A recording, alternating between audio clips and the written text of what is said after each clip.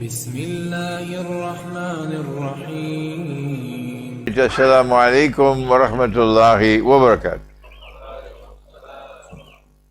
Our series of talks on the subject of implications of Israel's attack on Iran.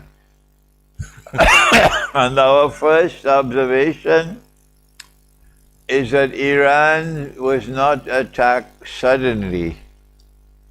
Israel and the Western world spent years preparing for this attack. And Israel announced in advance that we're going to attack Iran. Whenever Israel attacks, Israel never says, we did it. But this time Israel announced in advance we're going to attack Iran. Something different now for people who think.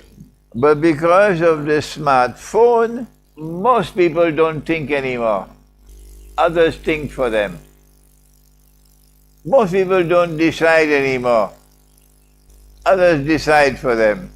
Most people are living like sheep and cattle. And we are trying to teach you to recover your freedom, to recover your capacity to think independently. Don't let others think for you. So there's something different now. And we must seek to understand what is it that is now new and different in Israel's behavior. Israel announced publicly that we will not allow Iran to become a nuclear power. But Iran says we don't want to become a nuclear power. Ayatollah Khomeini, rahimahullah, gave fatwa that it is haram to acquire nuclear weapons. And so Iran has always said we do not want nuclear weapons. We are developing nuclear power for peaceful purposes. But Israel never believed that, and the Western world never believed that. And so Israel had been warning that we will attack and destroy Iran's nuclear plants. In addition to the nuclear power that Iran is trying to build, Iran has also built a powerful missile technology and is able to send missiles to attack Israel. Possibly with Russian help, Iran also now has hypersonic missiles. And despite the fact that Israel has a powerful air defense system, Iran is still successful in sending missiles which strike Israel. If one missile has a nuclear warhead and it reaches Israel, goodbye Israel. And so not only does Israel want to destroy the nuclear plants, but also destroy the missile manufacturing plants. Despite the fact that Israel announced we will be attacking, yet Israel was spectacularly successful. They killed the chief of staff of the Iranian armed forces. That was a spectacular success and a great humiliation for Iran. Despite the fact that Israel announced in advance we will attack, yet Israel was spectacularly successful. They killed the head of the Iranian Revolutionary Force. They killed the general of the Iranian armed forces. They killed 7 eminent nuclear scientists. The only way that Israel could spectacularly succeed in this way is if Israel had good intelligence spying. What is demonstrated in this attack on Iran is that a major factor in Israel's success is something that we are familiar with called jassasa. Everybody know about jassasa. Even the children know about jassasa. Then why is it that the scholars of Islam don't know about jassasa? What's wrong with the scholars of Islam? They can't talk. Why are they silent? From Jambar, we are asking the world of Islamic scholarship, don't you know about jassasa? Don't you know about the hadith of Tamim ad-Dari? When will you understand the subject of Dajjal? We have been teaching you for 25 years or more. Either you have wax in your ears, or you have no capacity to think, or you're too scared to talk. It's time to wake up the world of Islamic scholarship. You're not going to silence me by shutting the doors of the masjid on me. You can shut doors and Allah can open other doors. And so, this morning, as we analyze Israel's attack on Iran and the spectacular success of that attack, we direct attention to the hadith of Tamim ad-Dari concerning Al-Masih ad-Dajjal and the person, the figure of Al-Jassasa or the spy, and Israel's mastery of espionage. Secondly, we direct attention to the fact that while Israel was acting secretly in the past, Israel is now openly acting, defying the whole world. Number three, Israel is telling the whole world, we will not submit to any law. We will not submit to the Charter of the United Nations. We will not submit to the authority of the Security Council. We will not submit to international law. Iran will do that. Saudi Arabia will do that. Pakistan will do that. China will do that. Russia will do that. The modern West will do that. But not Israel. Israel will not submit to anyone other than Israel. Israel is defying the whole world. How do we read and understand this behavior? It is not possible for the ulama of Islam to remain silent. The world of Islam is going to shake you up. You cannot remain silent anymore.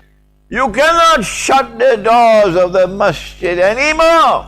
Our people is calling on the scholars of Islam, come on and explain the conduct of the state of Israel, which will not submit to any law in the world. If you do not explain it, you are going to lose all credibility in the eyes of this ummah. The scholars of Islam will have to hide from the people tomorrow.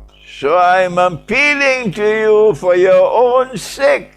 Scholars of Islam, you got to stand up now and talk. At the heart of this subject is an intellectual problem. They have a scholarly problem. They have a problem in methodology, and we have to expose it from Jambar. Why can they not understand the function and the work of Dajjal in the subject of Iran? Why can they not understand how Dajjal is at work in the attack on Iran? Why can they not understand the link between Dajjal and the modern state of Israel? The problem is that they have the view that knowledge has now come to an end. Knowledge is now a box which is sealed. The knowledge of the Quran and the knowledge of the Hadith is a package. The package is sealed. There is no new knowledge to come. All that the scholars have to do is to transfer the box of knowledge from one generation to another. Whatever is in the books of tafsir is the final word on knowledge. So if the Prophet said, alayhi salatu wasalam, that Dajjal will ride on a donkey, and it will be a flying donkey, and the books of tafsir talk only about a flying donkey, and the donkey will have its ears stretched out wide, and the donkey will fly as fast as the clouds. Tell Imran Hosein he cannot say that the flying donkey is an aircraft. There is no aircraft in the books of tafsir. And so we, the scholars of Islam, we will wait for the flying donkey. Well, I'm telling you, today you're looking like donkeys. The whole world of Islam is going to look upon you like donkeys because you're incapable of new thinking. There is ayah mutashabiha. When Allah said this, He meant that. There is hadith mutashabiha. When the Prophet said this, he meant that. No book of tafsir can give you the last word on ayah mutashabiha. Whenever we interpret a hadith, whenever we interpret the Quran, we have the right to do so. But when we interpret, only Allah can confirm that the interpretation is correct. So we must always say Allah knows best. We can be right or we can be wrong. We must not use ta'wil or interpretation to divide the ummah. That is wrong and sinful.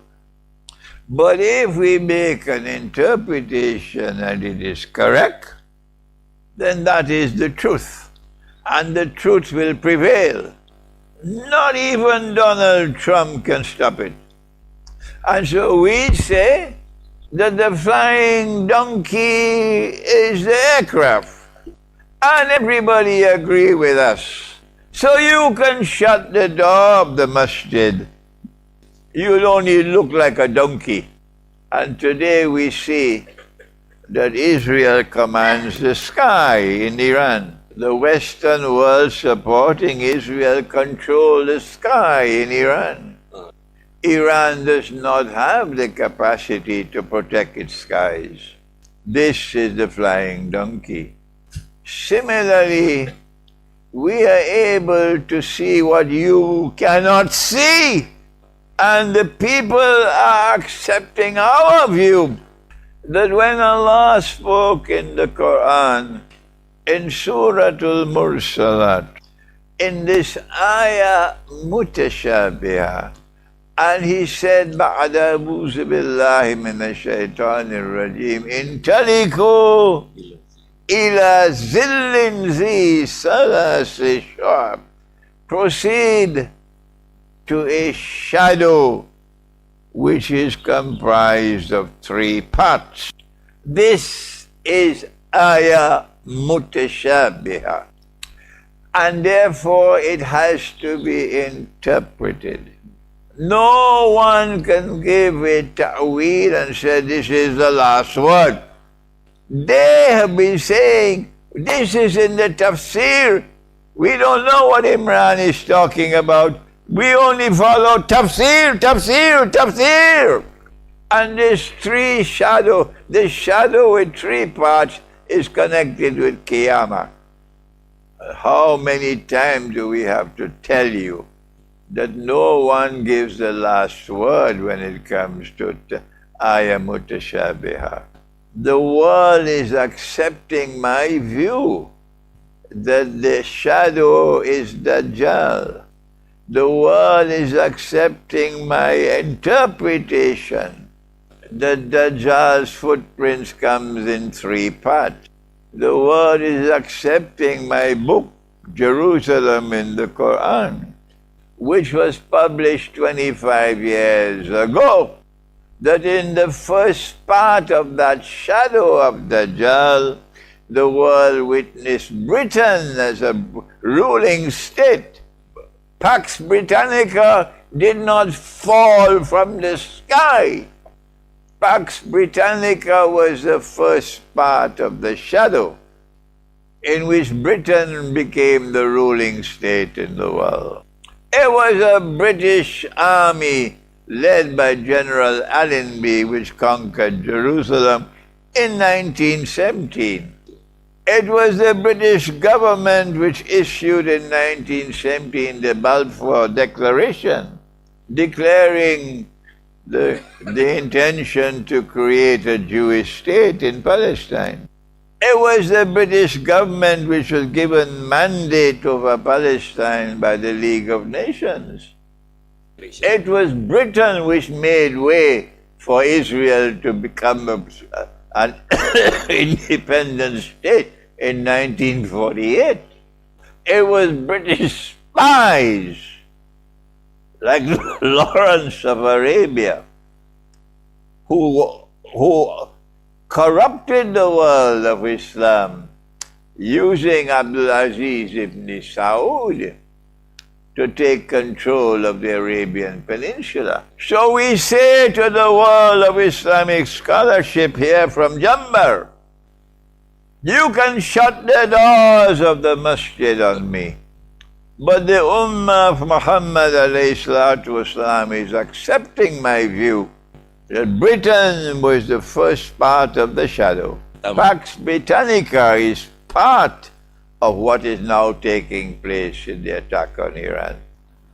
And then we said the second part of the shadow was Pax Americana.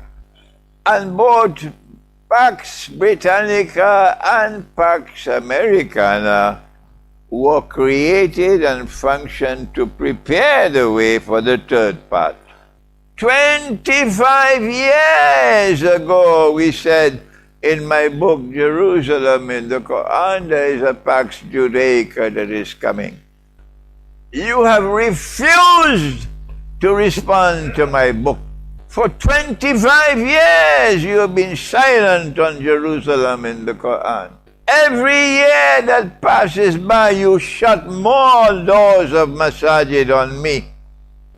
Today from Jambar we say to you, the reason why Israel is publicly attacking Iran, announcing in advance we're going to attack Iran, is because Pax Judaica has arrived.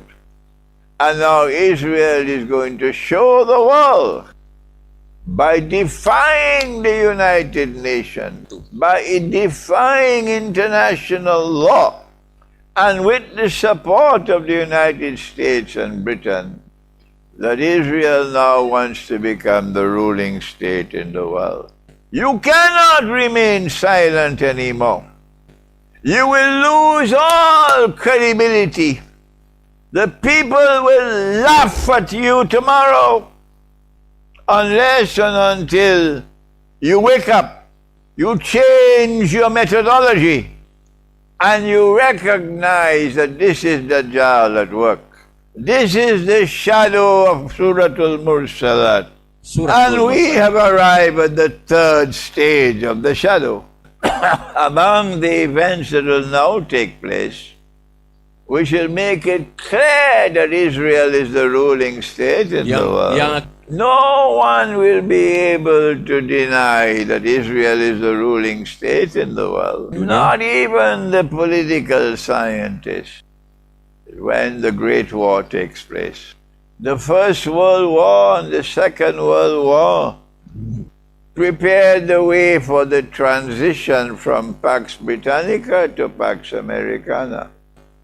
And the Great War called Armageddon or the Malhama will bring the transition clear to the world to Pax Judaica. This is enough for the subject of Dajjal. Before we end, I want now to speak about Iran. And I want to be gentle in my language, because Iran has shown phenomenal integrity in defying Israel, while the rest of us have put our tail between our legs and bow down in submission to Israel.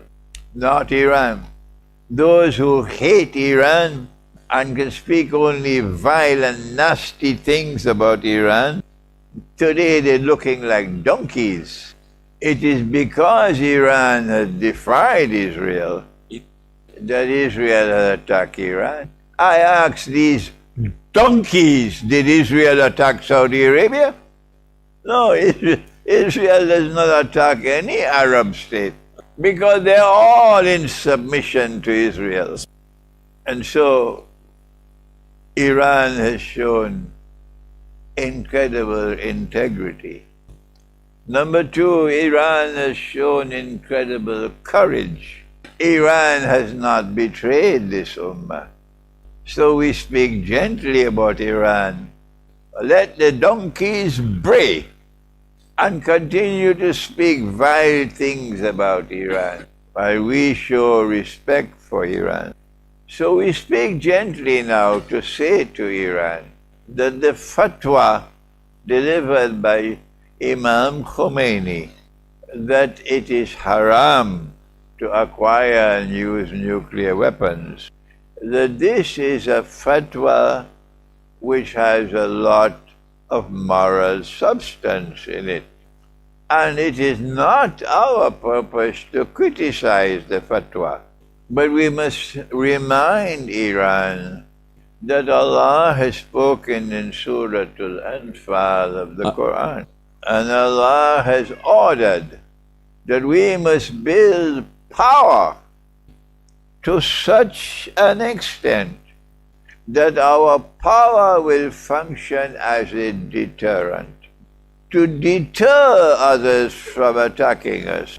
And if Iran had nuclear weapons, Israel would not have dared to attack Iran this way. And so it is time now for the Iranian people. I am sending this message to the Iranian people from Jambar, to hearken and to heed to the words of Allah in Surah Al-Anfal, when He said, بَعْدَ أُوذُ بِاللَّهِ مِنَ الشَّيْطَانِ الرَّجِيمِ وَعِدُّوا لَهُمْ مَا اسْتَطَعْتُم مِّن قُوَّةٍ وَمِن رِبَاطِ الْخَيْلِ تُرْهِبُونَ بِهِ عَدُوَّ اللَّهِ وَعَدُوَّكُمْ إِلَى آخِرِ الْآيَةِ. Build power to the extent that that power can function as a deterrent against the enemies of Allah and your enemies. That power is nuclear power. When the Soviet Union was facing the crisis of the West, the Soviet Union acquired nuclear weapons.